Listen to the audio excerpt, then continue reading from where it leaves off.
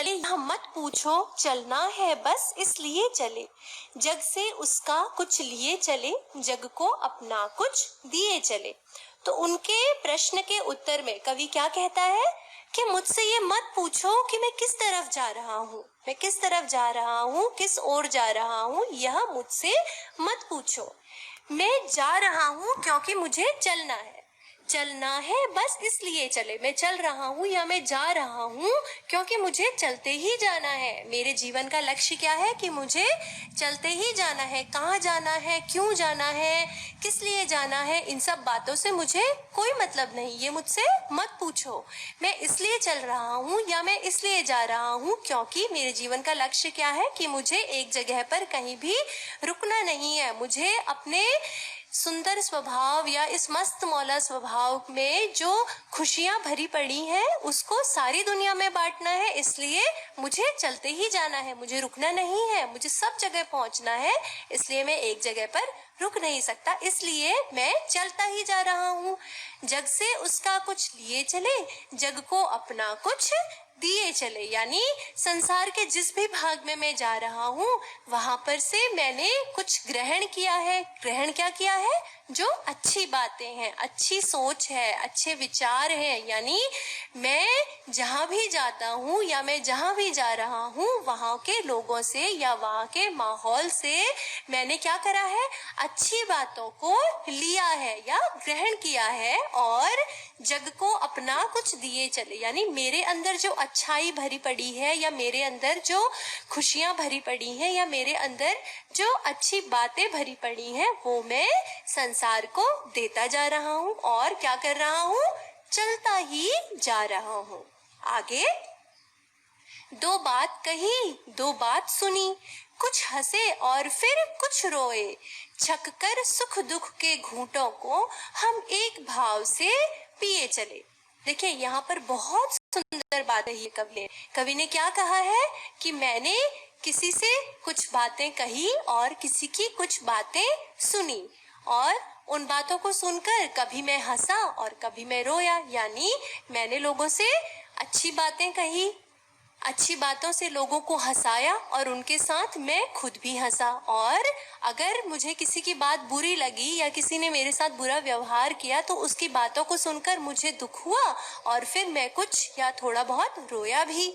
और फिर क्या हुआ? आगे कहता है, छक्कर सुख दुख के घूंटों को। और इस प्रकार जीवन में मिलने वाले इन सुख और दुख के जो घूंट है, यानी इस जीवन में मिलने वाले सुख और दुखों के घूंटों को, यानी जैसे पानी हम पीते हैं तो घूंट घूंट करके पानी पीते हैं एक एक घूंट में, तो कवि कहते हैं कि जीवन में मुझे सुख के घूंट भी मिले और दुख के घूंट भी मिले, लेकिन उन सुख और दुख के घूंटों को छक कर यानी मन भर कर मैं कैसे पीता हूँ?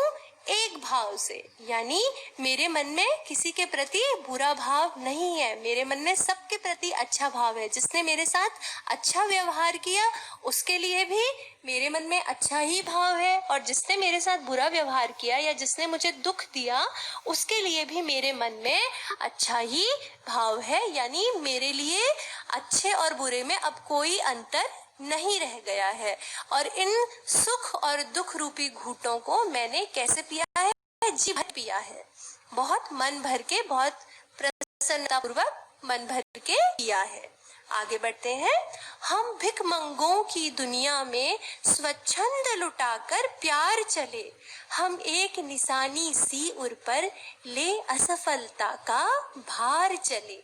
तो कवि आगे क्या कहता है कि हम भिखमंगों की दुनिया में, भिखमंगों की दुनिया क्या है? भिखमंगे क्या होते हैं?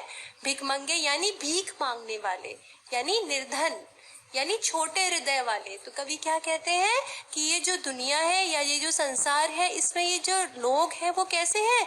छोटे दिल वाले हैं, जिनके पास क्या है? प्रेम की कमी है, जिनका दिल बहुत छोटा है। वो हर चीज को अपना, पराया, तेरा, मेरा, इन सब चीजों के तराजू में तोलते हैं। तो कवि क्या कहता है कि मैं इन छोटे दिल वालों की दुनिया में, जिनके पास की क्या है?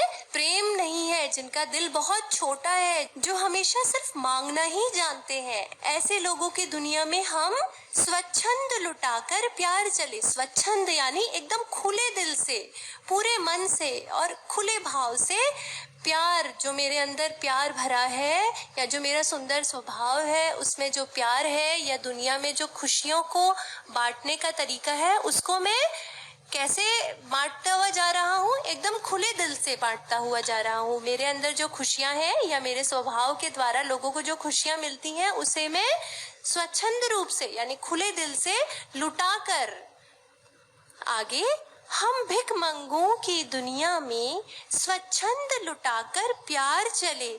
हम एक निशानी सी उर पर ले असफलता का भार चले। तो कवि यहाँ पर क्या कहता है कि हम भिखमंगों की दुनिया में, भिखमंगे यानी भीख मांगने वाले। भीख मांगने वाले कौन होते हैं? जो लोग निर्धन होते हैं, जिनके पास धन आदि की कमी होती है। तो कवि ने यहाँ पर सबसे बड़ा धन किसे बताया है? प्रसन्नता को या खुशियों को। तो कवि क्या कहता है कि ये जो दुनिया है जिसमें ऐसे लोग हैं जिनके पास क्या है? छोटा दिल है, जिनके पास खुशियों की कमी है। तो हम ऐसे छोटे दिल वालों की दुनिया में स्वच्छंद लुटाकर प्यार चले। ऐसे लोग जिनके जीवन में प्रेम की बहुत अधिक कमी है, उनकी दुनिया में मैं प्रेम को कैसे लुटाकर जा रहा हूँ या प्यार को कैसे लुटाकर जा रहा हूँ? स्वच्छंद रूप से यानी एकदम खुले रूप से, खुले दिल से मैं उनकी दुनिया में प्यार लुटाकर जा रहा हूँ, जिनकी दुनिया में प्यार नहीं है या जिनकी दुनिया में खुशियों की कमी है। और फिर आगे क्या कहते हैं वह? हम एक निशानी सी उर पर ले असफलता का भार चले। और कवि कहता है कि अगर अपने इस प्रयास में, लोगों को खुश करने के प्रयास में या लोगों के जीवन में खुशियां भरने के प्रयास में मैं कहीं असफल भी हो जाता हूँ, तो उस असफलता को भी मैं अपनी ही कमी मानता हूँ और उसको मैं अपने ही दिल पर, उर पर यानी अपने मन पर भार के रूप में धारण करते हुए आगे बढ़ जाऊंगा। उसका दोषी मैं और किसी को नहीं मानूंगा। यानी अपने जीवन में मैं जब कभी असफल भी हुआ हूँ तो उसका दोषी भी मैं अपने आप को ही मानूंगा और उसको भार स्वरूप अपने उर पर यानी अपने मन पर धारण करके मैं आगे बढ़ जाऊंगा। अगला पद है, अब अपना और पराया क्या, आबाद रहे रुकने वाले। हम स्वयं बंधे थे और स्वयं हम अपने बंधन तोड़ चले। तो कवि क्या कहता है कि अब मैं ऐसी स्थिति में पहुंच गया हूँ या मेरे अंदर जीवन को लेके इतना अच्छा सकारात्मक दृष्टिकोण जागृत हो चुका है कि अब मुझे अपने और पराये में कोई अंतर नहीं लगता। यानी अब मेरे अंदर अपने और परायों को लेकर कोई पक्षपात की भावना नहीं है। यानी मेरे अंदर ये भावना अब बिल्कुल ही समाप्त हो चुकी है कि ये मेरा अपना है, ये तो पराया है, तो अगर ये मेरा अपना है तो इससे मैं अधिक प्रेम करूं और ये पराया है तो मुझे इससे कम प्रेम करना चाहिए। ऐसी भावना अब मेरे अंदर नहीं है। अब मैं सभी को कैसे देखता हूँ? एक समान भाव से देखता हूँ। और कवि आगे क्या कहता है, आबाद रहे रुकने वाले। यानी वे लोग जो अभी भी इन भावों पर अटक गए हैं, रुक गए हैं, वो कैसे रहे? आबाद रहे। वो उनके मंगल की कामना करता है। और क्या कहता है, हम स्वयं बंधे थे और स्वयं हम अपने बंधन तोड़ चले।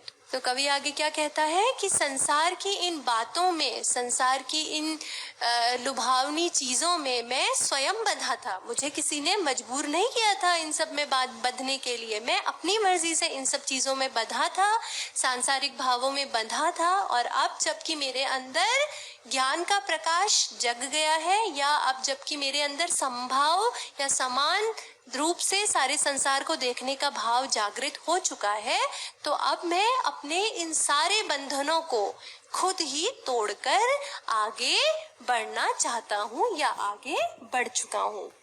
तो आज हमने कक्षा 8 की पाठ्य पुस्तक वसंत भाग 3 में दी गई यह बहुत सुंदर कविता पढ़ी और समझी।